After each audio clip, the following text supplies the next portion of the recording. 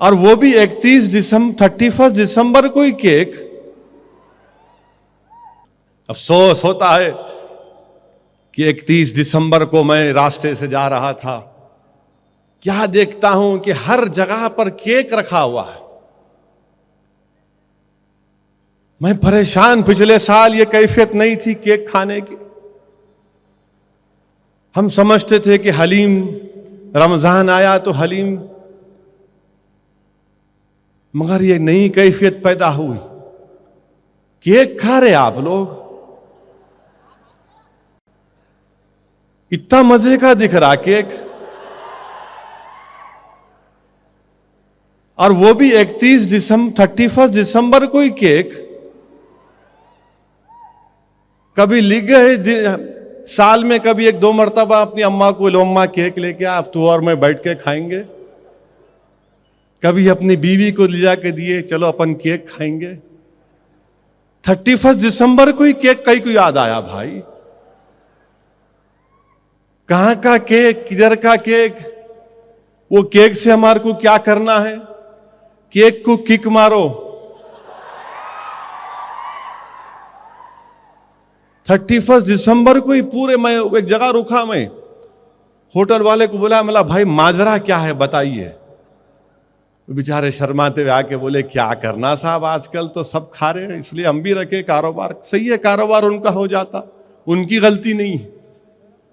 مگر میرے عزیز دوستو یاد رکھو, اگر تم 31 دسمبر کے دن تم کیک کھاؤ گے, تھوڑی دیر کے لیے سوچ لو کہ 10 سال کے بعد وہ آنے والی نسل کیا کرے گی. آج کیک ہے تو کل کیا ہوگا خدا نہ خواستہ. یقیناً ہم کو مذہبی آزادی ہے, ہم کچھ بھی کر سکتے, جمہوریت ہے, مگر یاد رکھو ہماری تہذیب اور تمدن بھی تو کوئی چیز ہے. کیا تم کو اور مجھ کو اپنی اسلامی شناخت پر فخر نہیں ہونا چاہیے؟ کیا ہم کو فخر ہونا نہیں چاہیے کہ میں مسلمان ہوں اور یہ میری تہذیب ہے, یہ میرے تمدن کا حصہ؟ اگر جو قوم اپنی تہذیب اور تمدن اور اپنی اسلامی شناخت پر فخر نہیں کرے گی تو پھر تم کس پر فخر کرو گے مجھے بتاؤ. فخر کرو اپنی اسلامی شناخت پر, اپنے مذہبی شناخت پر, اپنی اسلامک آئیڈینٹی پر فخر کرو. اس کا ہرگز یہ مطلب نہیں ہے کہ ہم کسی اور مذہب کے خلاف ہیں, ہرگز نہیں ہے. مگر ہم کو اس بات کی اجازت ہے جمہوریت میں کہ ہم اپنی شناخت کو برقرار رکھیں, اپنی تہذیب اور تمدن کو بچا کے رکھیں. اب تو کیک بھی کھا رہے, اب تو صبح صبح موزنجے مارکیٹ کے پاس غپا غپ اڈلی بھی کھا رہے. گھر میں کھاؤ میرے بھائی, گھر میں کھاؤ, گھر کے کھانے میں برکت ہوتی. کئی بزرگوں سے, کئی ولی اللہ کے پیروں کے پاس بیٹھ کے میں نے سنا کہ گھر کے کھانے میں بہت برکت ہوتی.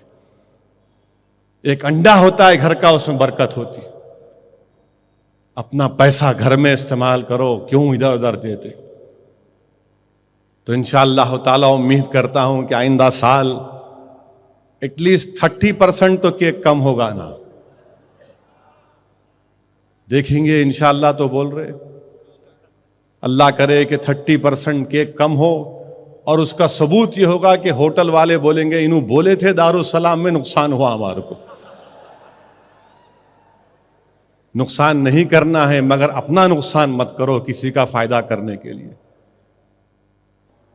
میں تو تم سے پکار کر کہہ رہا ہوں کہ نماز پڑھو, اللہ میرا گواہ ہے. یہ نہیں ہے آپ بیٹھ کے خوش ہوئے نعرے تکبیر یا رسول اللہ کے نعرے مارے اور جاتے کی سو گئے. اللہ کے رسول صلی اللہ علیہ وسلم سے محبت ہے تو وہ مسلمان حقیقی طور پر محبت جبھی کر سکتا ہے جب اس کو اپنے بستر سے محبت نہیں ہوگی. اس کی آنکھ تاک میں رہتی ہے کہ ہاں کب فجر کا وقت ہو میں اٹھ جاؤں. عزیز دوستو, مجھے یہاں پر شیخ علوی رضی اللہ تعالیٰ عنہ کا واقعہ یاد آ رہا ہے. شیخ علوی عالم خیال میں شیطان سے ملاقات ہوئی اور کہا کہ تو تکبر اور غرور میں ڈوبا ہوا, تو نے ایسا کیوں کیا؟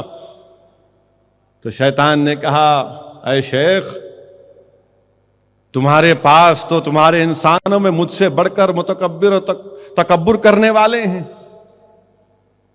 اور کہا کہ میں تو اللہ کے سامنے سر جھکاتا تھا، سجدہ کرتا تھا، مگر جب اللہ نے مجھ سے کہا آدم سے کرو، میں نہیں کرتا۔ مگر تمہارے لوگ تو اللہ کے سامنے سر ہی نہیں جھکاتے اللہ کے سامنے، کیا تمہارے پاس میرے سے زیادہ تکبر کرنے والے نہیں ہیں؟ شیخ العلوی نے کہا کہ تو ان کو بھٹکاتا ہے، تو ان کو غلط راستے پہ لے جاتا ہے۔ تو شیطان نے ہنس کر کہا شیخ العلوی سے رضی اللہ تعالیٰ عنہ سے، اچھا ذرا یہ تو بتاؤ میرے کو کون بھٹکایا تھا اللہ کی مخالفت کرنے؟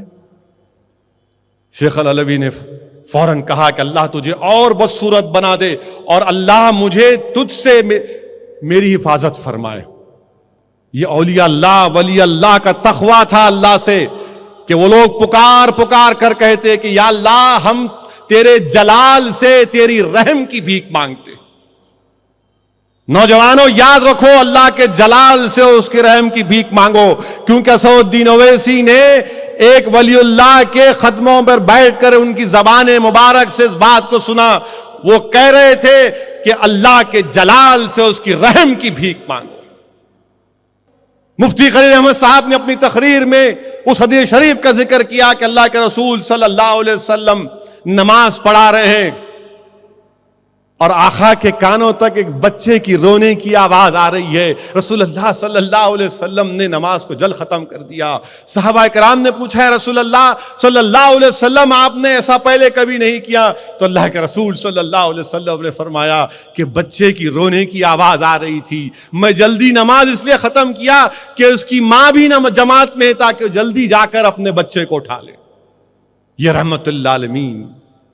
کیا تم جانتے نوجوانوں، آج کئی نوجوان ہیں جن کے بچے ہیں، مجھے افسوس کے ساتھ کہنا پڑتا کہ ہم اپنے چھوٹے بچوں پر ان کو ڈانٹتے ہیں، غصہ کرتے ہیں، ہٹ نکل، ایسا کرتے جیسا وہ بچہ ضدی ہو جاتا۔ مگر کیا آپ کو معلوم رسول اللہ صلی اللہ علیہ وسلم کا کیا مزاج گرامی تھا؟ کیا کرتے تھے اللہ کے رسول؟ نماز فجر کے بعد مسجد نبوی کے سامنے پورے بچے آگے کھڑے ہو جاتے۔ نماز فجر کے بعد رسول اللہ صلی اللہ علیہ وسلم مسجد نبوی سے نکلتے تو بچے دوڑ کر جا کر رسول اللہ صلی اللہ علیہ وسلم کے ہاتھ کو پکڑ لیتے، کوئی دامن رحمت کو پکڑ لیتا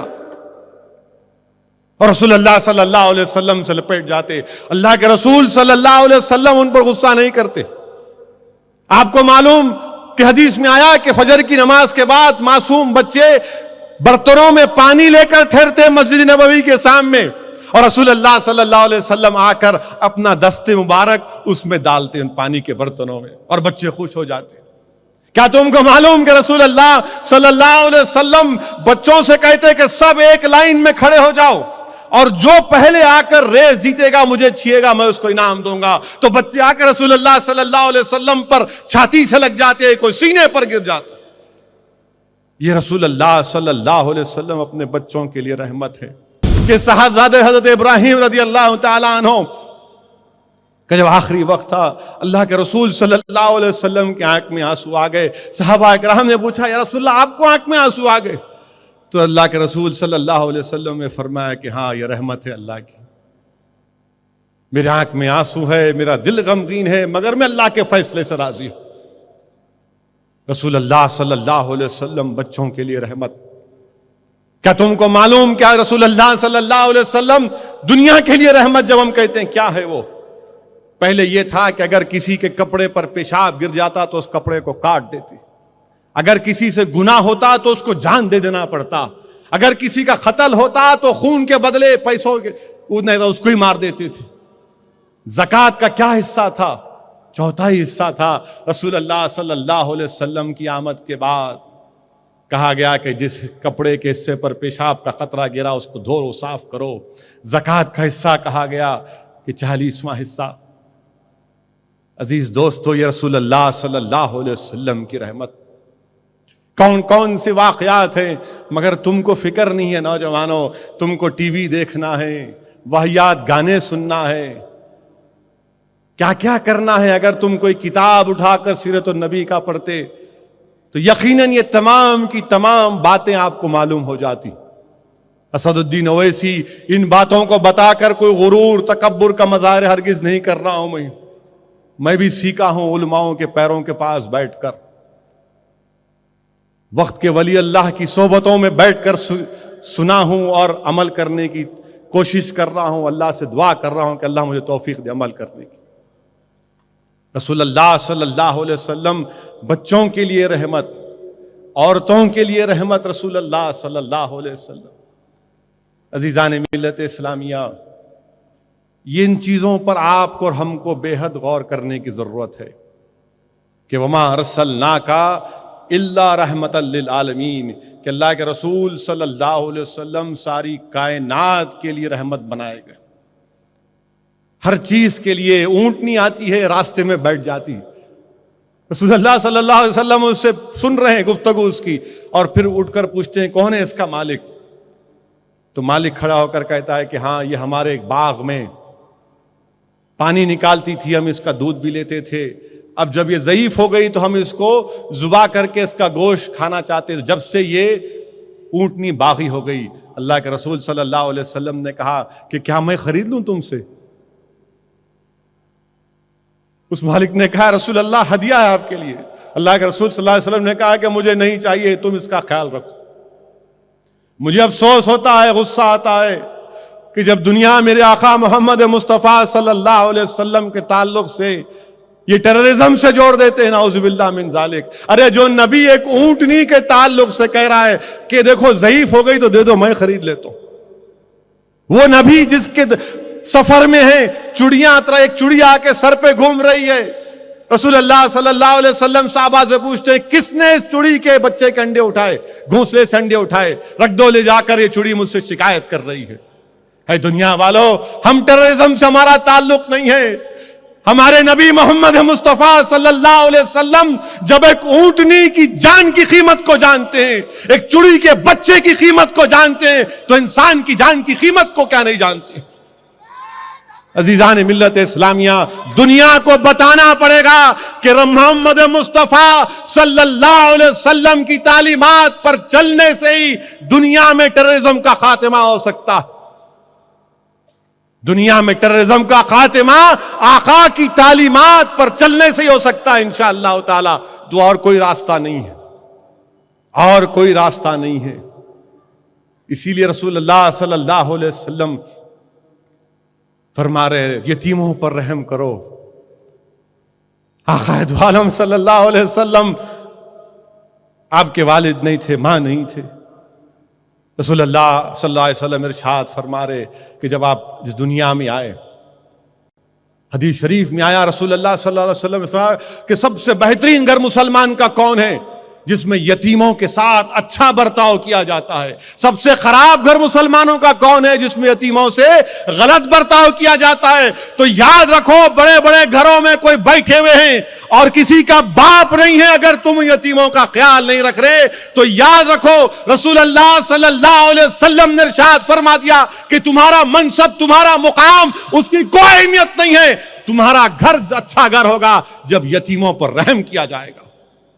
ایک صحابی نے آ کر پوچھا، یا رسول اللہ صلی اللہ علیہ وسلم، میرا دل بہت سخت ہو گیا، کیا کروں؟ رحمت اللہ عالمین نے ارشاد فرمایا، یتیموں کا سر پھیرو اور ان کو کھانا کھلاؤ، تمہارا سخت دل نرم پڑ جائے گا۔ عزیزان ملت اسلامیہ، اسی لیے اللہ نے فرمایا کہ وما ارسلناک الا رحمۃ للعالمین۔